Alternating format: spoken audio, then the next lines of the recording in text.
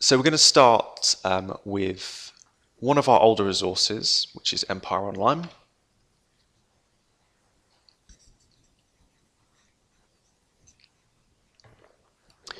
And we're going to do this chronologically, really. So I'm going to run a search in the top right-hand corner here for, let's run a search for, in quotes, East India Company. So we're really starting in the 18th century here. Mid-18th century is where I want to start, and actually where the bulk of our material relating to the EIC starts, and British trade within India in these early stages. So I've run a search here for East India Company. We can actually filter our search by actually the source archive, as well as the document type, and also the region it relates to as well. I'm just going to scroll down here.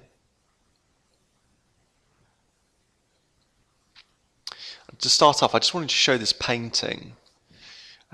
This is actually sourced from the British Library, but this was actually a painting that originally resided in, so we can see in the notes here, in 1777 in a committee room in East India House in London. So I just wanted to show this painting, so I think it frames this whole area of study quite nicely. So I've clicked in from the thumbnail. Just get rid of this on the bottom. I can actually blow this up to full screen size using this button here. I just thought it was quite interesting.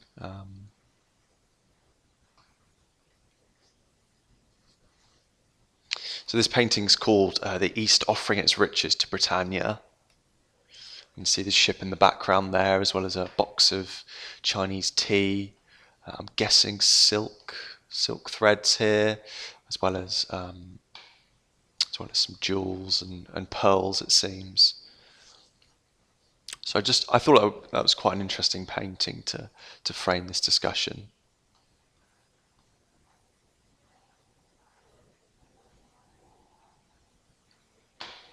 Yeah, so untoggle that from the full screen. And if there's anything that you see when you're doing your own research that looks of interest, all you do is have to click this little back arrow, and that'll take you back to the document details page. And this is where you're going to find all of the metadata you need. So where it's sourced from, the title of the document, as well as some indexing notes as well, put together by our in-house editorial team. Okay, so that's the first thing I wanted to show you. I'm actually going to switch resources now. As I said, got quite a lot to get through in 350 years of history. So I'm going to try and whiz through quite a few documents. But just let me know in the chat box if there's anything that you'd like to go back to a bit later. So this is 18th century journals, an extremely popular resource, and it's made up of political and social periodicals, both written from London. There's actually quite a lot of material in here written from India, or dispatches from India, and actually quite large runs of two British Indian periodicals, those being the Calcutta Gazette and also the Bombay Courier as well. So I'm going to run a search for the Calcutta Gazette.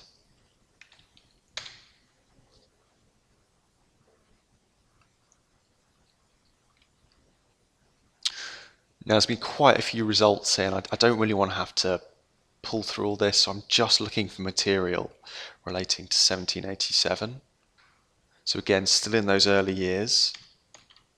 I'm just going to refine my list by that date. Okay. So I found, a volume of this periodical that looks of interest. So I can click into it here.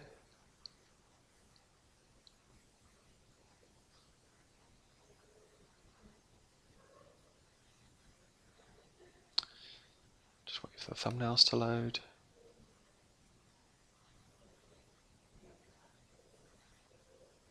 Okay. And once we've clicked in, we can either see our search results here, but I'm actually looking just for material relating to the East India Company. So I'm going to search for East India Company just in this search box here. And this is just going to search this volume of the Calcutta Gazette. So this is, if I just pull the metadata down here, this is Calcutta Volume 7, just from 1787. You can see a bit more metadata about that here. But I'm just going to hit go, run a search for that.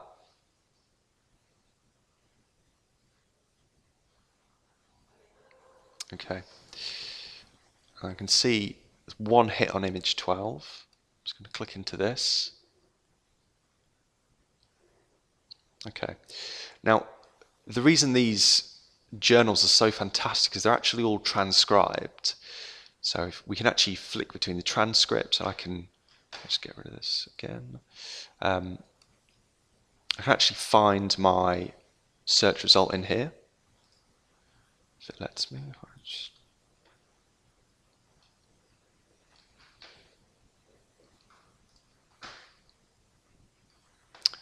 I just move back a page.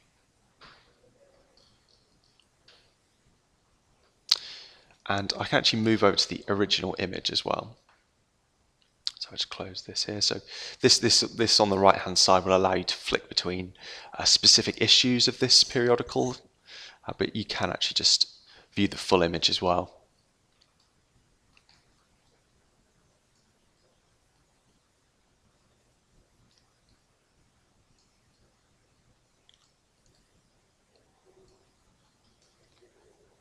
Okay, so I'm just going to head back and find my search result again. Here we are, image 12.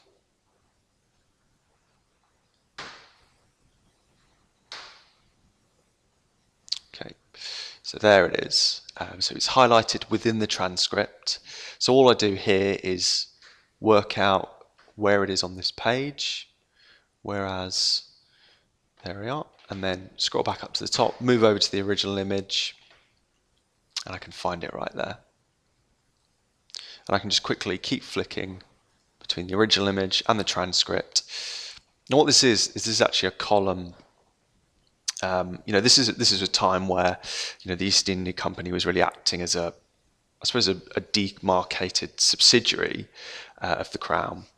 And what this act, or this notification of an act within this periodical, seems to notify on is really the enlarged power of the Governor General of the East India Company, but also the new required registrations for all residents in India who weren't employees of the EIC. So they would have to come forward and declare themselves to be put on censor or be registered. So this is just one example of I suppose that further integration between the East India Company into becoming a subsidiary of the British government, or within its sovereignty. And if we want to flick between the original image, we can view that here.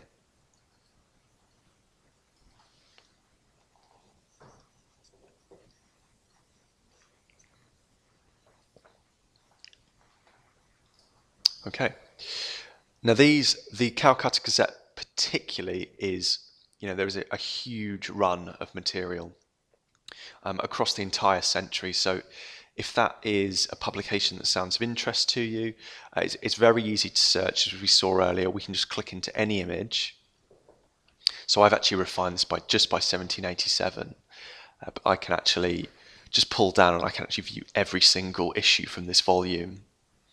I think there's 12 volumes. So I would, I'd point you in that direction if you're looking for transcripted, frontline and I suppose news reporting for this period. Okay. So now I'm going to head to another resource. I said we're going to get through 7. We are going to get through 7 today. And this is Global Commodities. This is actually paired with Empire Online, and what this really does is focuses on the global trade, the global commodity trade through the 18th and 19th century, and all of the documents are indexed and focus on particular commodities. So whether you're looking for port records from Liverpool, of which there are many in this resource, or you're looking for perhaps a merchant's personal diaries, the material really is extremely varied, and actually from a multitude of source archives as well, which you can view in here. So if you come to the introduction on any of our resources, you can just view the participating libraries, and that's going to give you a full rundown of all the material we've sourced from every library. What I'm actually going to do is sign into my own personal repository.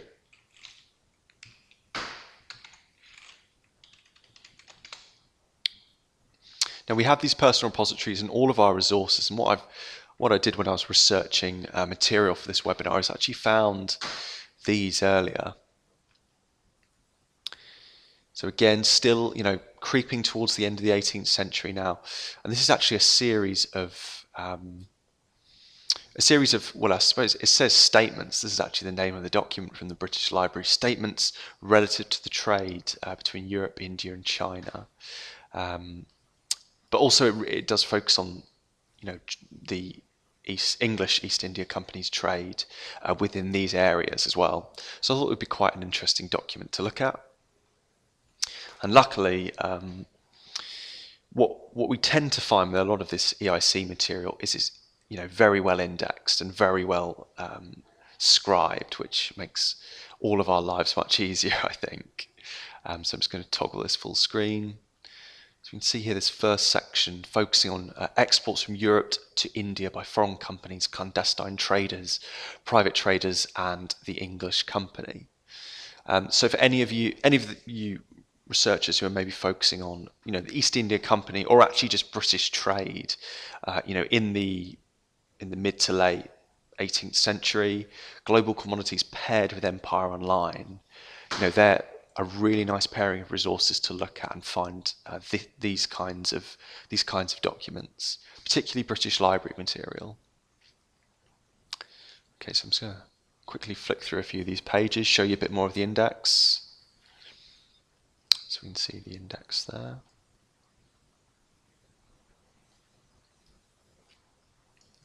This moves on to listing those exports from Europe to India, which this is extremely important data actually.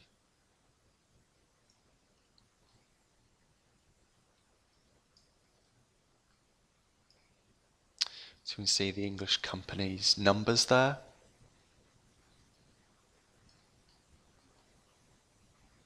So I think that's the last 6 years ending in 1790.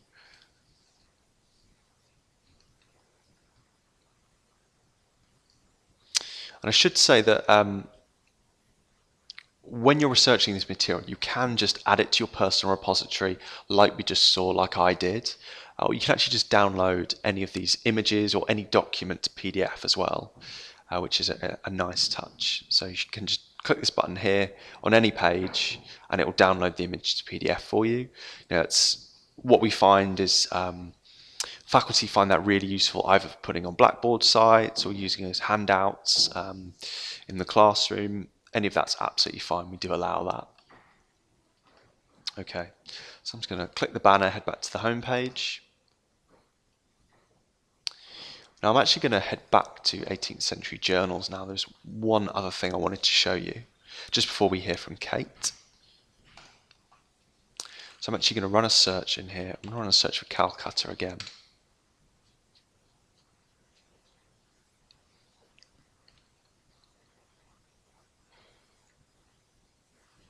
That's quite a broad search. I'm going to refine that. Let's move over into the 19th century now. I just want to find material from 1810. So I'm just going to apply that filter. Okay, so really nice and whittled down now. Let's have a look at this volume here.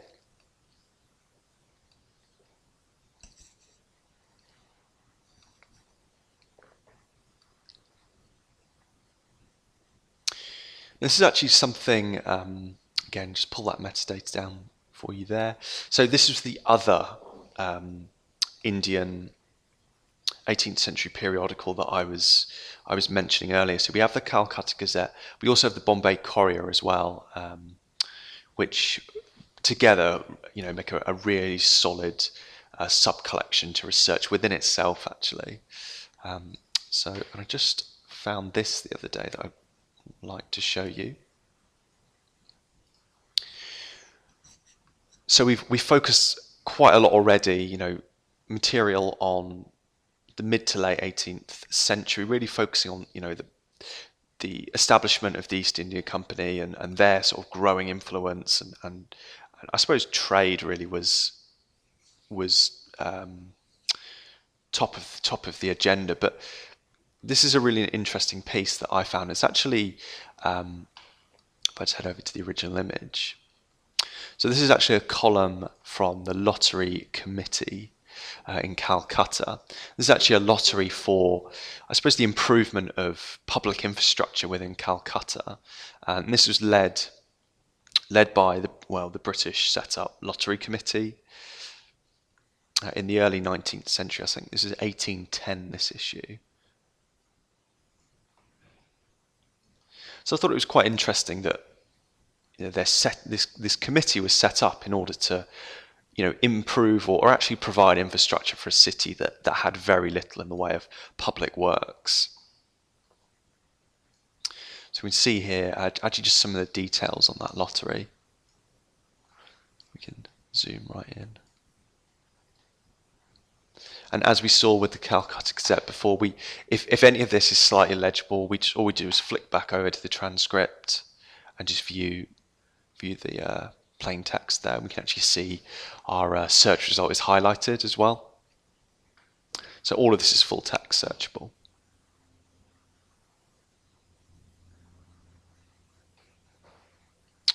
And I just thought it was quite an interesting insight. I just wanted to show you. So we're around halfway through now. So I'm actually going to hand over in a second to Dr. Kate Boehme, who's been kind enough to join us today. Now, Dr. Boehme actually is currently a research fellow at the University of Sussex, who's working on the Snapshots of Empire project, I think under Alan Lester, who's actually working with us on a separate project. Now, Kate received her PhD in history from the University of Cambridge, and her thesis analysed the development of Indian business networks in and around Bombay in the mid-19th century. And her article, Smuggling India, Deconstructing Western India's Illicit Export Trade, 1818 to 1870, was published last year in the Journal of the Royal Asiatic Society. And as I mentioned, since completing her PhD, Kate's actually, come to Sussex as a research fellow to work on this Snapshots of India project, which I do urge you you go look at, and go look at the blog posts as well, because they are fantastic, and they actually, in a way, actually frame this webinar quite nicely and actually feed into some of the primary source material we're looking at now. So I'm just going to hand the screen share over to Kate. Okay. Okay, that should be working, hopefully. Yep, I can see. Whenever you're ready. Okay, great. Thank you very much. So the document I'm going to be focusing on today, you can see here, it's called Kutch, or Random Sketches of Western India. It was published in 1838 by an Englishwoman named Marianne Postans, who, with this book, entered into a legacy of British imperial travel writing. Having spent some time resident in Kutch, a minor princely state on the western coast, some miles north of Bombay, she took it upon herself to contribute toward the general body of information known about the region. As Postans states in the first paragraph of her introduction of this work, this general acquaintance with the remote stations which form a considerable part of the British Indian possessions is very limited. The journal begins, as many travel diaries might, with a general account of the author's journey, and a few light-hearted anecdotes and observations concerning the scenery. This, however, rapidly gives way to more in-depth observations concerning the culture and traditions of the local people, the geography, and local industry. Almost immediately, she bemoans the lack of modern roads and railways, complaining that a boat is the only conveyance adapted to means and position. And, I quote, "The poor Anglo-Indian, whose duty attaches him to some up-station, suddenly finds himself, his servants, and all his worldly possessions on board a native cotton boat, the appearance of which is equally dirty, awkward, and unsafe."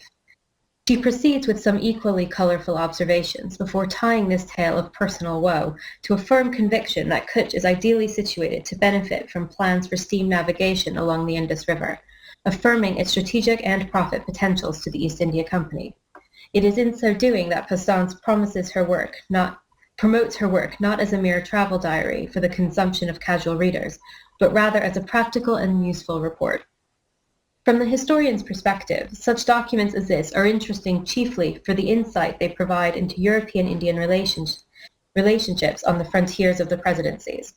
Being merely the observations of a temporary visitor, they can't be counted upon for their unwavering accuracy, but still can offer us, as researchers, useful information as to how knowledge of Indian cultures was received and communicated by the British, and in turn how such communication informed the development of colonial India.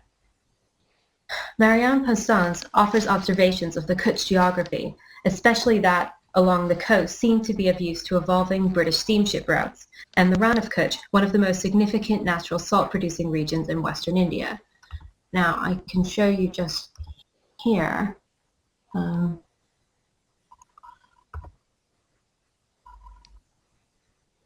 So we can see in this particular page an example of a map that she includes that gives a sense of the geography, or at least her impressions of the geography. So the Rann of Kutch right here being an incredibly important natural salt-producing region, she describes it as a desert salt plain which between the months of May and October is flooded with salt water. During other parts of the year it is passable, but the glare is so great from the incrustation of salt caused by the evaporation of the water that it is seldom attempted unless from the inducements of trade or the necessities of military duty. She likewise recounts tales of casual and ceremonial opium use among the royal guards and among various tribes.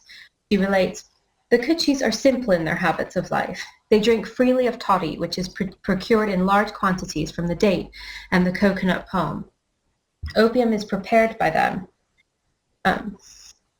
and used both as kasumba and in its simple state in large quantities. It seems less injurious, however, than the Turkish drug, and its effects are less perceptible. The men carry the opium in little boxes about their persons and take it at all times." Such tales are accompanied by references to local markets where locally grown products are sold alongside cotton textiles and other materials. Now, I mention Pastan's descriptions of salt and opium in particular, as they were of similarly great interest to the colonial authorities. The government of the Bombay Presidency was interested at this time in controlling the trades, channeling their profits into their own coffers. Unlike Bengal, where the British tightly controlled production, in the West opium production and sale was largely in private hands. This meant that British profits in the Bombay Presidency were not gained through the actual sale of opium, but rather through a complex and elaborate system of taxes and export duties. In order to control the trade, they tried to restrict its growth to certain varieties and certain districts, its sale to particular government-sanctioned markets, and its export to the government-controlled port at Bombay. Salt faced a similar system where the British, seeing an opportunity for profit in the commodity, which was considered a staple item, charged an excise tax and restricted how and where it could be manufactured. The princely states, however, were not subject to British commercial policy. Instead, it was through a system of coercive agreements and treaties that the colonial authorities attempted to convince the princes to enforce British policies on princely soil, often to mixed success. Both salt and opium had long commercial traditions in Western India and were regularly produced and sold in small quantities among local bazaars. With regard to opium, for example, low-grade alternatives could be grown cheaply on small tracts of land in villages and towns throughout Western India. In many regions, such as the lands bordering on Kutch, this had been the traditional practice for years before the East India Company arrived and tried to monetize the trade. Such practices were seen by the British in Bombay as undermining their own revenues. These traditional activities were suddenly labeled as illegal production and smuggling, and local officials were deputized to put a stop to it. Knowledge collection therefore served a foundational role in the creation and enforcement of economic policy. The Bombay Presidency was large and fragmented. In the 1830s, when Pastan's wrote her journal, lines of communication were rudimentary at best. It was difficult to collect regular reports through official means. As a result, the East India Company relied upon letters from their officials stationed at the frontiers, and because these often faced considerable delays due to the slow speed of transportation between Bombay and her hinterlands, they also relied upon missives from travelers of other kinds. Personal accounts, such as this one offered here by Constance, and maps or sketches such as those included in this volume, were relied upon by the East India Company in developing knowledge of both their own territories and those beyond their frontiers. This system of imperial knowledge building has been investigated by a number of scholars, and its importance cannot be understated. Amateur accounts, such as this one given by Marianne Constance, and others related by travelers, soldiers, merchants, and officials, were absolutely integral in forming social and economic policy and military infrastructure. For our purposes here, I'm going to focus on commercial uses, specifically the vital role that amateur accounts, reports from travelers, and community hearsay held in informing trading policy even when they were ultimately erroneous. The unreliability of such communications is an important fact that cannot be overlooked. Officials in Bombay would amalgamate information from numerous sources, trying to separate fact from fiction, the vital from the banal. Factors such as the race, gender, or position of the informant were also used to determine the reliability of the information. The level of anxiety felt by the colonial government for the security of their commercial revenues, however, led to reports such as that given by Constance above concerning the growth and use of recreational opium by local tribes in Kutch, prompting significant responses. Official investigations were usually the first port of call, followed if necessary by policy adjustments, or even, in one extreme case, territorial annexations. For example, some years later in 1869, a traveller arriving into British territory from French-controlled Pondicherry reported having seen signs that salt was moving across the border. This brief report inspired the British to increase patrols along the border, while the subject was looked into further through talks with the French and the British resident in Pondicherry. However, ultimately, those investigations revealed that no such smuggling was taking place. Likewise, in Western India, rumors circulated concerning the amount of illegal exports coming from Karachi. The coastal route between Karachi and the Portuguese ports of Daman and Diu in Gujarat was a historic route, one used commonly by Gujarati and Sindhi traders alike. Though it is likely that it was truthfully being used as a smuggling route, the rumors as to the quantity of product being moved were almost certainly exaggerated, since land routes to the coast under British control made smuggling in bulk difficult. That is to say, it was difficult and expensive to get the opium from agricultural districts inland to the port at Karachi. Nevertheless, the Karachi route became a source of enormous anxiety for the British government in India, who saw it as seriously undermining their own monopoly. The fact, however, that it was perceived as a threat made it influential. Whether real or imagined, the idea of smuggling played a major role in the restructuring of trade in Western India. British commercial interests were seen to be precarious and under constant threat from independent Indian entrepreneurship. Anxieties over smuggling played a part in certain political and territorial moves by the British in India during the first half of the 19th century. In the Karachi case, such concerns contributed in part to the annexation of Sindh in 1843, which succeeded in finally bringing the Karachi-based opium trade under the control of the Bombay Presidency. In the case of Kutch, the region described by Marianne Constance, concerns that home production of salt was undermining the British excise tax led to increased regulation and attempts to control such manufacturers through a series of agreements with local rulers. To conclude, commerce formed a key facet of the culture of the Bombay Presidency and of the regional economy of Western India. The colonial government relied heavily on revenues derived from trade. It was, in fact, second only to land as the primary supplier of colonial revenue in the West. An understanding of the importance of trade is crucial to contextualizing many other aspects of British colonial rule in Western India. In a similar vein, so too were systems of knowledge collection integral to the culture of British imperial rule. British rule in India was in many ways defined by the transportation and communications networks by which information was collated and redirected. In the 1830s, the Government of India and the Board of Control in London were focused on expanding steam communication both with the metropole and across the subcontinent. In Bombay, such technologies were still in their nascent stages, with the majority of non-coastal transport conducted by more rudimentary means.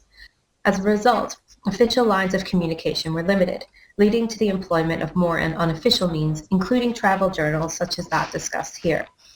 While the East India Company certainly relied upon personal reports from travelers and officials stationed on the frontiers of British territory to expand their knowledge of Indian culture and behaviors, The lack of reliability of such information is equally as important. The often inaccurate, sometimes biased communications resulted in a field of knowledge that was contradictory and unreliable. It is therefore important when reading such sources to take into account the biases that informed reports such as this one offered by Mariam Hassans, the possible falsehoods that it could include, and most importantly, the impact that such information might have had upon the view of Western India taken by company officials in Bombay. And thank you. That's all.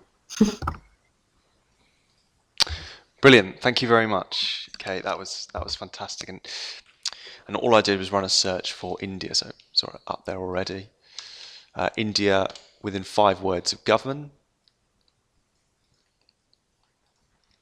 I just want to find material from 1911 to 1912. Run a search. There we are. And what we can actually do here is, as I mentioned, some of you may have access to some resources, some of you may not have access to anything at all. You're going to be able to see what you have access to on the right hand side here. What I've actually done is run a search, so I can see search results are coming from quite a few different resources here, but I just want to find material from the Church Missionary Society periodicals. So I mentioned a different angle. Now the Church Missionary Society, we've actually digitized, I think 90% of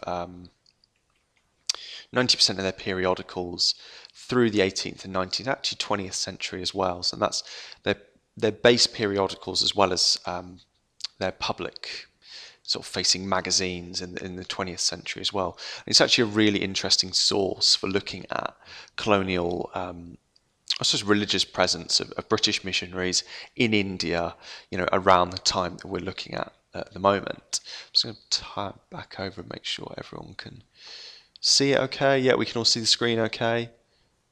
Yeah, okay. Perfect. So this is one example of a Church Missionary Society periodical. So you can see this is a missionary review from 1911. A bit of metadata around here.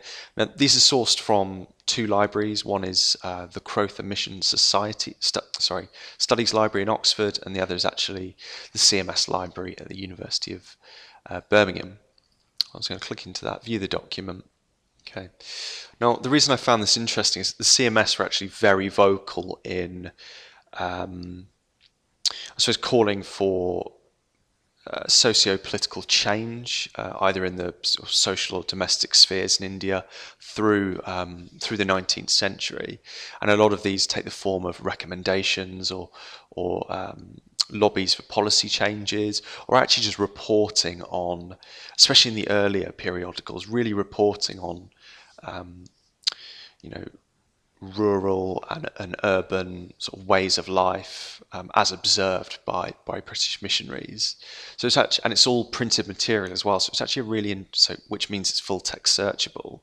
So it's actually a really interesting resource for looking at, I suppose, British / Anglo-Indian history through that kind of, I suppose, social or education history lens. Okay, I'm going to head back to the AM Explorer resource. I'm going to run one more search. As I mentioned, this is our universal search tool, which really is just a one-stop shop. I'm going to run a search for India with an asterisk within 5 independent. Let's run that search. So I'm going to skate forward even a few more years into the 20th century now. So we've seen material in the 18th century really focusing on that trade aspect between, well, I suppose the East India Company's involvement in that. We've seen the British missionary angle from those CMS periodicals, as well as some personal accounts. And we've also looked at some of those, I suppose, social periodicals and the reporting in those, which we saw in the Bombay Courier and the Calcutta Gazette. And the last thing I want to show you is actually some of the British government material from the 20th century that we've published. Now, some of you may know the Archives Direct platform. For those of you who don't, it's actually our platform for publishing British government material from the 19th and 20th century, both from the Foreign and Commonwealth offices, as well as the Ministry of Defence, and also the Dominion Office as well. So if you want to find out a bit about that, the address is archivesdirect.amdigital.co.uk. Just come to the introduction tab. Come to the introduction tab and you'll be able to find out about all of the National Archives material that we've published within this portal. The last thing I wanted to show you was this really, and this is a report written by a civil servant called A. Dayakov. And this is really talking about where Britain and India stand together in 1947. You can see, so I did run a search for India within 5 words of independence, and all of the materials, all of the FCO files in this portal are full text searchable. It's all typed material. Again, we can blow that up full screen. But I just wanted to end on that really, just to, this really is this isn't the last, but I suppose formally this document really does signify the end of a formal relationship between the British government and India. So I just wanted to end on this, but there is a lot of material. If you do have colleagues or students who are focusing on, I suppose, that post-colonial aspect and are looking for historical primary sources, then this platform is fantastic, and I would just recommend heading to the AM Explorer Universal Search Tool and just running some searches, maybe with date parameters, and there is a wealth of kind of post independence material in there as well, particularly from the FCO files in the Archives Direct platform. Okay. That is it from me. A massive thank you to Dr. Kate Boehme for joining us today.